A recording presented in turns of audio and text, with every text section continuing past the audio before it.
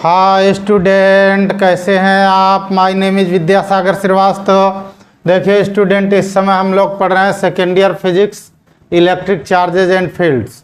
हमने क्वेश्चन लिया है state Coulomb's law in electrostatics, right it's formula in air और space in a dielectric medium, express the relation between electrostatic forces when charges are placed in air or vacuum and when placed in a medium at same distance, and prove that epsilon is equal to epsilon naught k or epsilon is equal to epsilon naught epsilon r।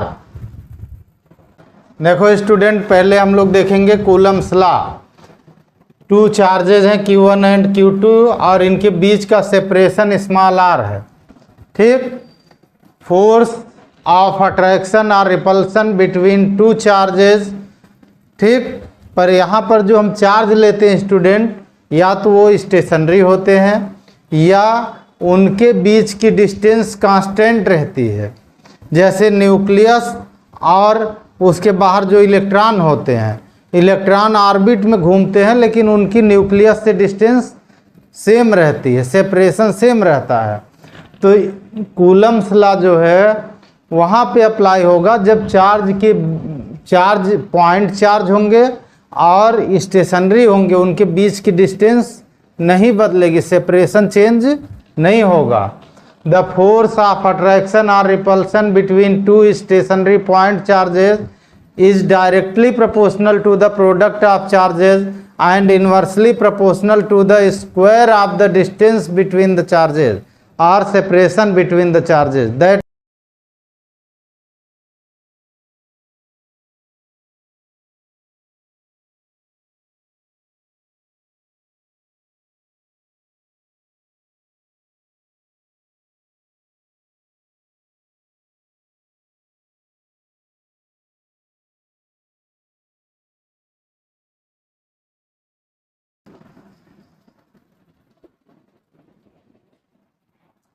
the force of attraction or repulsion between two stationary point charges is directly proportional to the product of charges and inversely proportional to the square of the distance between charges।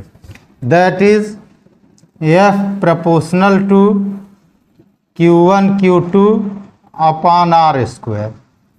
ठीक, जहाँ proportional होता है वहाँ एक constant आता है, यानी F is equal to constant K Q1 Q2 upon R square.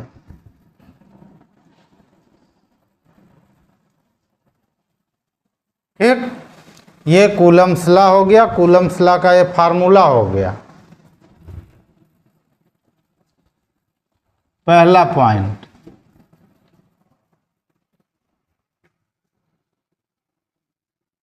In air और vacuum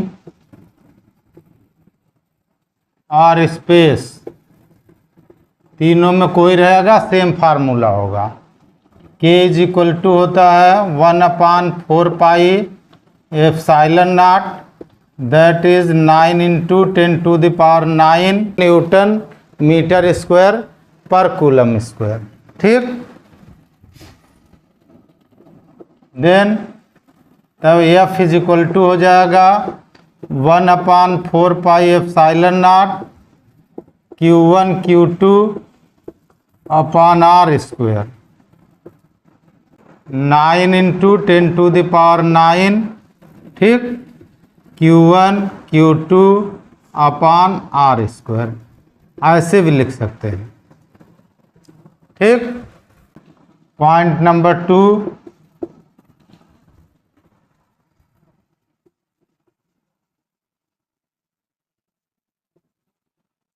in a dielectric medium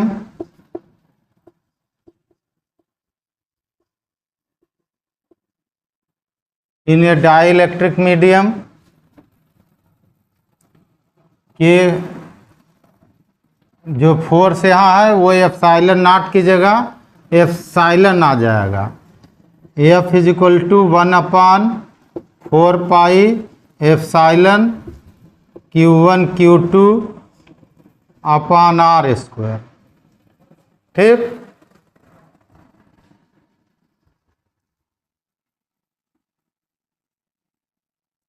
epsilon naught is equal to permittivity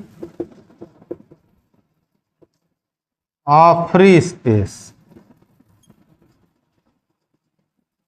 यानी फ्री स्पेस का मतलब हुआ एयर, वैक्यूम या स्पेस। ठीक, epsilon naught is equal to 8.85 10⁻⁻12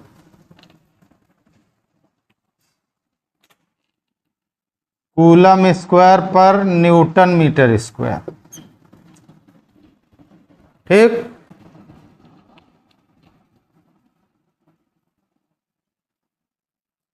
and epsilon is equal to permittivity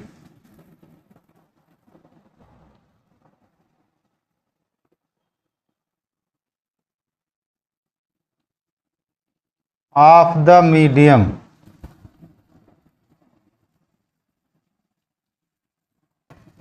देखो student, जब हमारे चार्जेस कहाँ पे हैं, वैक्यूम में है, तो उन पर फोर्स होता है 1/4 epsilon naught Q1 Q2 upon R square. जब यही चार्जेस हमारे किसी डाइलेक्ट्रिक मीडियम में होते हैं तो उन पर फोर्स होता है 1/4 epsilon Q1 Q2 upon R square. ठीक,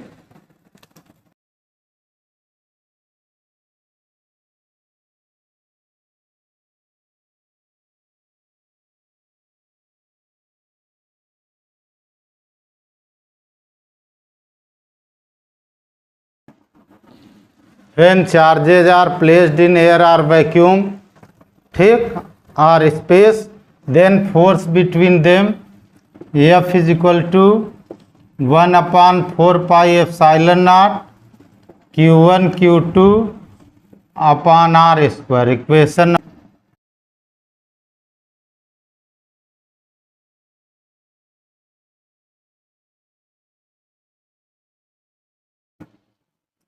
when these charges are placed in a dielectric medium, then force between them Fm is equal to 1/4 epsilon Q1 Q2 upon R square. Equation number 2।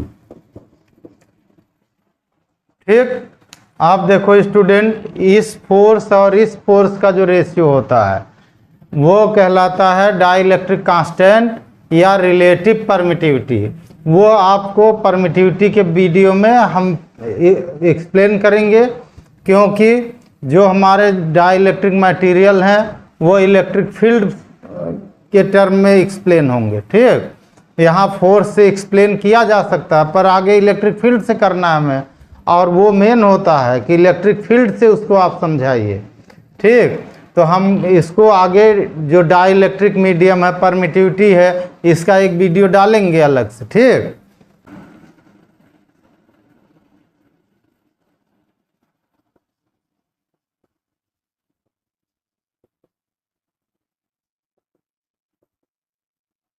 Relative permittivity इसी को कहते हैं dielectric constant और dielectric constant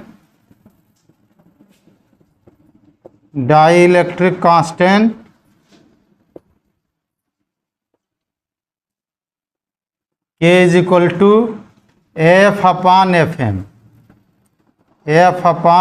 होता। ठीक, is equal to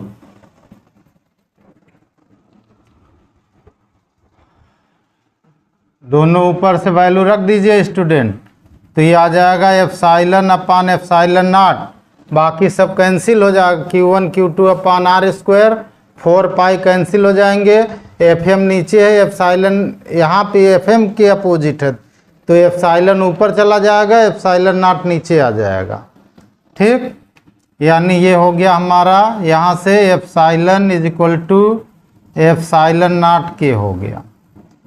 ठीक, के की जगह एप्सिलॉन आर लिख सकते हैं, और epsilon is equal to epsilon naught epsilon R हो गया।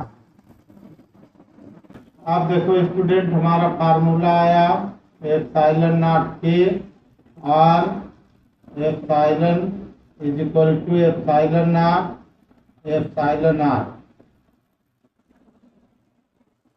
फिर since K greater than 1, K जो है 1 से ज्यादा है, देयरफॉर यहाँ से देखो student epsilon greater than epsilon naught हुआ। ठीक, but K is equal to F vacuum upon F medium आया और के इज मोर देन 1 है। ठीक, देन एफ जो है वो ज्यादा होगा एफ एम। इसका मतलब अगर किन्हीं चार्ज को हम स्पेस में रखेंगे तो उनके बीच जो इलेक्ट्रोस्टैटिक फोर्स होगा और जो किसी मीडियम में रखेंगे उनके बीच होगा, तो मीडियम वाला कम होगा और स्पेस वाला ज्यादा होगा और के टाइम्स होगा। के मीन्स डाइलेक्ट्रिक कांस्टेंट। ये नोट पॉइंट है स्टूडेंट, पीछे की डेरिवेशन से इसका कोई मतलब नहीं है। ठीक, अब यहां देखो student, note point B, value of K जो होता है वो डिफरेंट मटेरियल के लिए अलग अलग होता है। तो फॉर एयर और स्पेस और वैक्यूम, स्पेस एयर और वैक्यूम के लिए ये होता है 1। ठीक, फॉर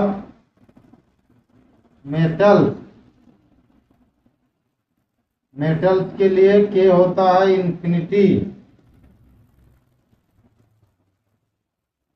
फॉर अदर डाइलेक्ट्रिक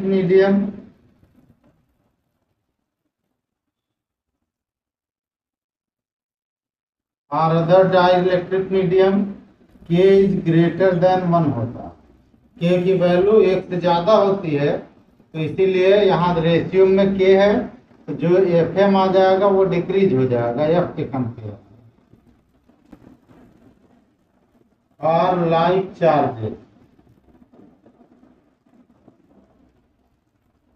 जो लाइक चार्जेस होंगे स्टूडेंट, ठीक, उनके लिए Q1 Q2 का जो मल्टीप्लिकेशन होगा। ठीक, लाइक चार्जेस मतलब सेम चार्ज होंगे तो एक माइनस दूसरा भी माइनस, एक प्लस दूसरा भी प्लस, तो प्लस प्लस का मल्टीप्लाई प्लस, माइनस माइनस का मल्टीप्लाई प्लस, तो प्लस होगा इनका मल्टीप्लाई यानी मोर देन 0 होगा। ठीक, तो लाइक चार्जेस के लिए Q1 Q2 ग्रेटर देन 0 होगा और इनके बीच जो फोर्स होगा वो रिपल्सन होगा।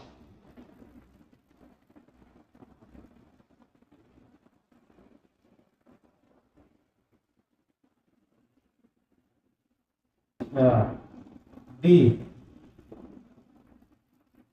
और अनलाइक चार्जेस,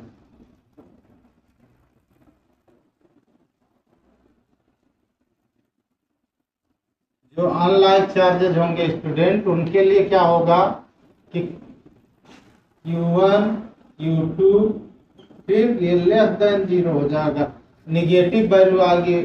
एक पॉजिटिव चार्ज है एक निगेटिव, तो दोनों मल्टीप्लाई करेंगे तो माइनस वैल्यू आएगी। Minus value is less than 1। जो अनलाइक चार्जेस होंगे उनके लिए Q1 Q2 का मल्टीप्लाई लेस देन 0 और इनके बीच फोर्स होगा अट्रैक्शन का।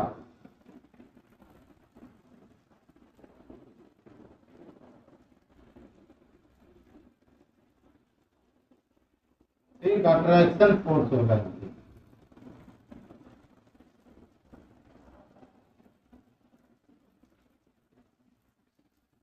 फिर आप देखो स्टूडेंट, जो हमारा फोर्स है इलेक्ट्रोस्टैटिक फोर्स और कूलम्ब फोर्स, ठीक, वो according to the line joining of the charges होता है, इसलिए वो एक सेंट्रल फोर्स है।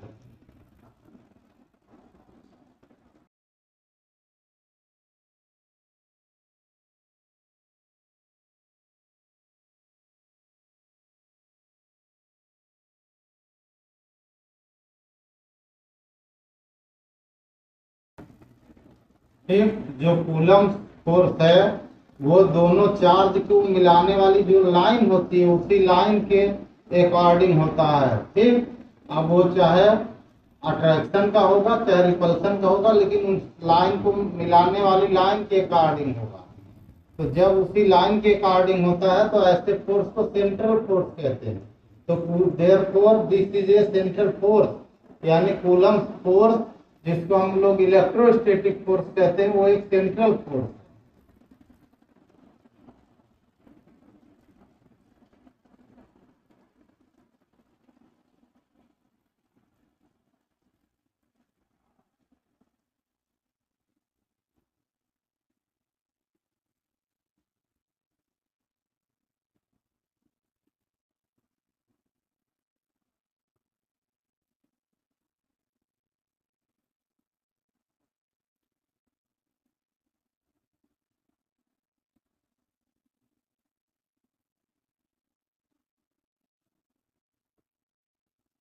ठीक, यानी जो इलेक्ट्रोस्टैटिक फोर्स है वो एक सेंट्रल फोर्स है। सेंट्रल फोर्स होने का मतलब ये होता है कि जैसे एक चार्ज यहाँ है, एक चार्ज यहाँ, एक यहाँ है, तो जब हम इनके बीच किन्हीं के चार्ज निकाल रहे होंगे तो इसका इफेक्ट उस पर नहीं आएगा। जैसे ये Q1 है, ठीक, ये Q2 है, ये Q3, ठीक, अगर हम इन दोनों के बीच फोर्स निकाल रहे हैं, कैलकुलेट कर रहे हैं, तो इसका कोई इफेक्ट इन पर नहीं पड़ेगा ठीक, इसीलिए सेंट्रल फोर्स है उन्हीं दोनों के बीच अप्लाई होता है, और भी जो चार्जेज होंगे वो इन दोनों के बीच फोर्स पर अपना इफेक्ट नहीं डालते। ठीक, नेट फोर्स इफेक्ट डालेगा, नेट फोर्स यहाँ निकाला जाएगा तो एक पर जो फोर्स आएगा वो अलग अलग सबका रिजल्टेंट आएगा, वेक्टर एडिशन आएगा। वो हम अपने अगले वीडियो में स्पष्ट करेंगे coulomb law in vector form में। ठीक, कूलम्ब फोर्स एक सेंट्रल फोर्स है, तो इसमें जो दो चार्ज के बीच जो फोर्स लग रहा होगा उसके अमाउंट पर, उसकी वैल्यू पर तीसरे चार्ज के फोर्स का कोई इफेक्ट नहीं होगा। ठीक, ये आप ध्यान रखिएगा। और हम अगले वीडियो में डालेंगे video coulomb law in vector form. Okay student, आप हमारा चैनल देखते रहिए, लाइक और सब्सक्राइब करते रहिए और अपना ज्ञान बढ़ाते रहिए। Good day student.